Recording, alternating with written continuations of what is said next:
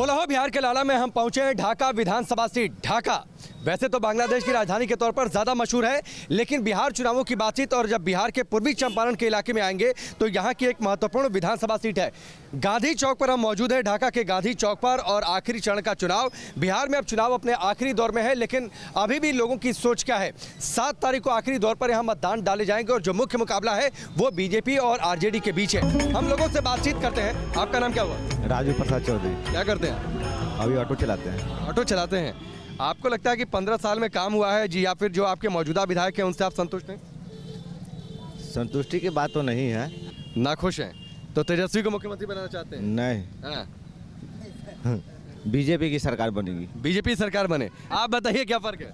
ये बोल रहे हैं, इनको नीतीश कुमार को मालूम नहीं है, मोदी को सिर्फ कह रहे हैं हम मोदी को जिताएंगे। मतलब यहाँ पे तो एनडीए एक ही है, एनडीए और मोदी, मतलब एनडीए सरकार में भी। लेकिन बीजेपी का ज्यादा सीट आ गया, खेल हो गया तो? जी नहीं सर, ऐसा हो ही नहीं सकता है। कौन मुख्यमंत्री बनेगा?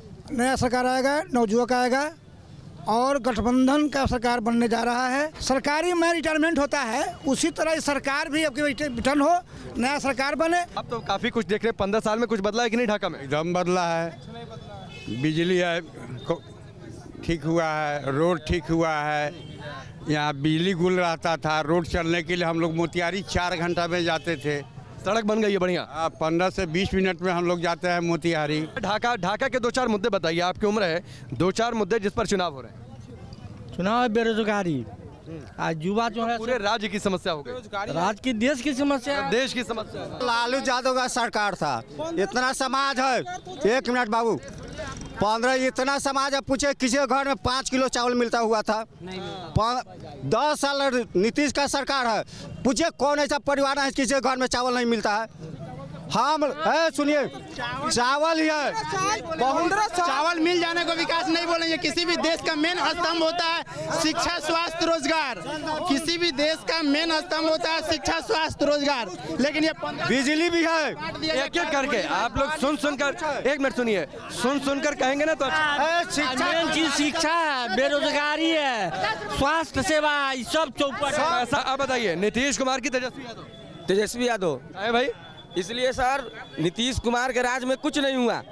नीतीश कुमार, वो सड़क नहीं बनी है बाहर वाली जी, बाहर वाली सड़क नहीं बनी है। सड़क, अरे सड़क से हमको क्या करना देना? हमारा पेट से मतलब है, हमारे बाल बच्चा को हमारे जीने से मतलब है। हेलीकॉप्टर उड़ाइए। जो व्यक्ति स्वयं नौकरी नहीं कर सकता है, उनके पिताजी भी 15 साल का शासन था, उनके पिताजी नौकरी देने के नाम पर लोगों से जमीन रजिस्ट्री करा लेते थे, मकान गिरवी रख लेते थे, लोगों को नौकरी नहीं दिया। आज उनका लड़का नौकरी देने की बात करता है। तेजस्वी यादव क्या युवाओं पर क्या युवाओं की आकांक्षाओं को वो पूरा कर पाते हैं या नहीं? लेकिन वहीं एक निश्चित उम्र से ज्यादा वर्ग के जो लोग हैं वो इस बात को मानते हैं कि आरजेडी के जो पहले का 15 साल का शासनकाल रहा था उसमें गुंडाराज था। वो लोग ऐसा मानते हैं और कहीं ना कहीं तेजस्वी के आने से असामाजिक जो तत्व हैं उनको बढ़ावा मिल सकता है।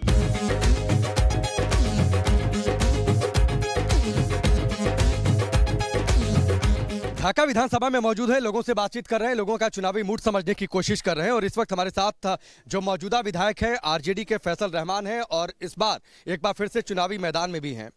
माहौल आपको कैसा लग रहा है? बहुत अच्छा माहौल है, एक तरफा माहौल है, किसी तरह की कोई कठिनाइयाँ नहीं है। एक तरफा आपके लिए, एक तरफा तेजस्वी के लिए?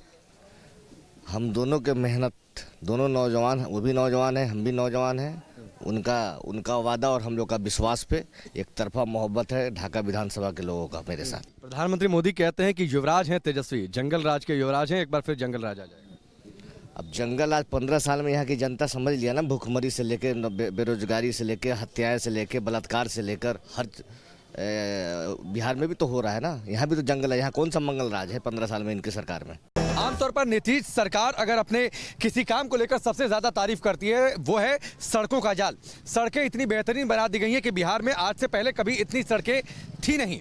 हम लौरिया विधानसभा क्षेत्र में मौजूद हैं, लेकिन जो सड़क की स्थिति है वो आप देखिए। ये सड़क 3 विधानसभा क्षेत्रों को जोड़ती है। लौरिया विधानसभा क्षेत्र में ये सड़क पड़ती है और जो यहाँ के मौजूदा विधायक और प्रत्याशी हैं विनय बिहारी, वो आपको याद होगी तस्वीरें किस तरीके से वो सड़क बन जाए इसके लिए वो विधानसभा तक दंडवत प्रणाम करते हुए पहुंचे थे। तो नीतीश सरकार जो काम की सबसे ज्यादा तारीफ करती है कि सड़क हमने सबसे अच्छा बना दिया, इस सड़क आज तक क्यों नहीं बनी? जी अब ये ना बनल जब नाला चिरा गई आ पानी हो गई, 2 माल जाल मर गई, लड़का डूब के मर गई, गाथा गई माल जाल गाथाते बा आदमी। तो लड़के कैसे डूब के मर गए? वही में पानी हो गई ना था चलल बस गिर गई। अच्छा, आप लोग ऐसे नीतीश कुमार से खुश हैं? नहीं, जब रोड बनता नहीं का, नाला बनता नहीं का, तो नीतीश कुमार से कैसे खुश है? को लेकर ये कब से ये सड़क खराब है, कितना साल हो गया? वो तो 2 साल के करीब बन रहा है, अभी तक तो कुछ नहीं फाइनल हुआ, ये नहीं नाला हुआ नहीं रोड हुआ। तो ये सड़क 3-2 इतना साल से बन रही है, सड़क नहीं। साल से कितना लोग का पैर टूट गया, कितना लोग का वो बैल का गोड़ टूट गया, नाला खोनवा करके ठेकेदार भाग गया है। तो विधायक से आप लोग शिकायत नहीं की? अब तो चुनाव का मौसम किया है तो वो बात सुन रहा है से वो विधायक। विनय बिहारी नहीं सुनते? नहीं, कोई बात नहीं सुनता है। सड़कों का जाल है बिहार में तस्वीर ये भी बताती है कि सड़कें पहले से बेहतर हुई हैं, लेकिन ये एक सड़क पिछले 2-3 सालों से इस सड़क पर काम चल रहा है। अब पता नहीं कब तक काम चलेगा।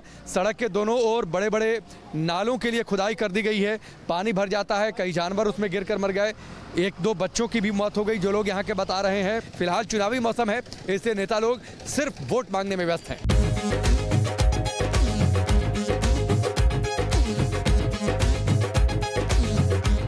बिहार की राजनीति में एक जिस समीकरण की सबसे ज्यादा चर्चा होती है वो है MY समीकरण, यानी मुस्लिम और यादवों का वोट बैंक जिसके साथ चला गया मान लिया जाता है कि उसको बिहार की सियासत में जीत मिल सकती है या बिहार की सियासत में वो गद्दी तक पहुंच सकता है। जिस गांव में हम मौजूद हैं, इस गांव का नाम मोहब्बतपुर है और मोहब्बतपुर में इस्लाम धर्म से जुड़े लोग ज्यादातर बड़ी संख्या में हैं। सवाल ये उठता है कि वो लोग क्या सोचते हैं सियासत को लेकर, क्या वो भी वाकई ये सोचते हैं कि इस तरीके का कोई समीकरण है बिहार की सियासत में? फैसल यहाँ से हैं, दूसरी ओर से पवन जायसवाल हैं, तो आप लोग काम को देखकर वोट करते हैं या वाकई ये लगता है कि हमारे धर्म का इसलिए वोट कर दिया जाए? फैसल रहमान तो बहुत अच्छे आदमी है, फैसल रहमान यहाँ से जीतेंगे, वाकई हर हाल में जीतेंगे वो। यहाँ सबसे बड़ी खुशी ये बात है कि यहाँ जातिवाद का कोई नामो निशान नहीं है।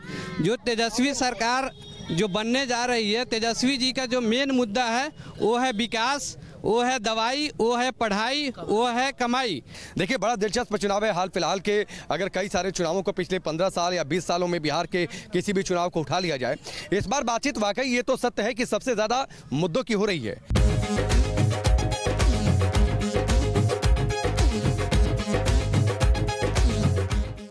पूर्वी चंपारण का एक और इलाका जहां पर तीसरे चरण में मतदान होना है और यहां पर भी फाइट है मुख्य तौर पर बीजेपी और आरजेडी के बीच में।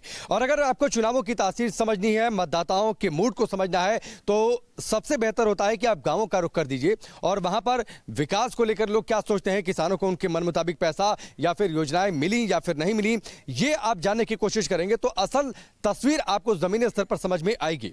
चिरैया विधानसभा सीट में हम मौजूद हैं रघुनाथपुर गांव में। रघुनाथपुर गांव में लोगों का मूड क्या है, मौजूदा चुनाव को लेकर लोग सोच क्या रहे हैं? तो नीतीश कुमार से आप खुश हैं कि नाराज हैं? ठीक है, ठीक है नीतीश कुमार, माने बहुत बेहतर नहीं है?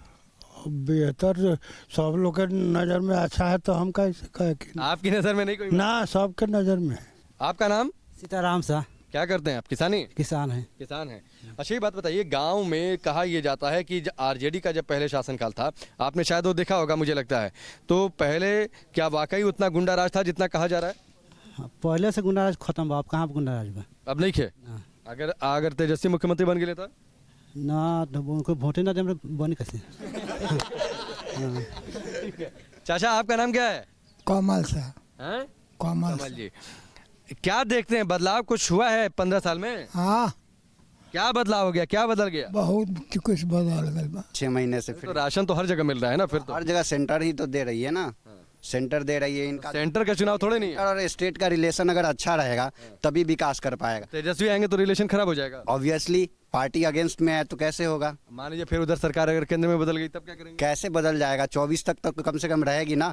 3 साल बहुत समय होते हैं। आपके अनुसार से आप ही बताएं, 3 समय बहुत समय होते हैं कि नहीं? लोग ठप्पा मारेंगे, वोट करेंगे तो बस जाति देख करके हमारी जाति धर्म का है तो दे दो, नहीं है तो मत दो। नहीं, विकास भी देखेंगे, लेकिन यहाँ पे जो एनडीए की सरकार है यहाँ पे ज्यादा विकास की है। कहते थे कि सामाजिक न्याय हुआ, दबे कुचलों की आवाज वो बन गए, दबे कुचले सीना तान कर चलने लगे। वो सीना तान कर नहीं चले, वो सब तो दूसरा रास्ते चले।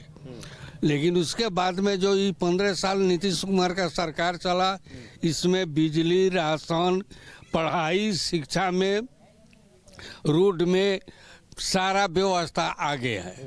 फिलहाल 7 तारीख का इंतजार है। आज चुनाव प्रचार का आखिरी दिन है। शाम के बाद चुनाव प्रचार होगा नहीं। 7 तारीख को यहाँ के लोग अपना फैसला ईवीएम में कैद करेंगे और 10 तारीख को चुनावी नतीजों की बातचीत होगी। और फिर ये देखना दिलचस्प रहेगा कि नीतीश कुमार को सरकार बनाने के लिए मैंडेट मिलता है या फिर नहीं, और तमाम विश्लेषण उसके बाद होंगे। अगर मिला तो, नहीं मिला तो भी। फिलहाल कैमरामैन मनोज के साथ राकेश पांडे, न्यूज़ नेशन।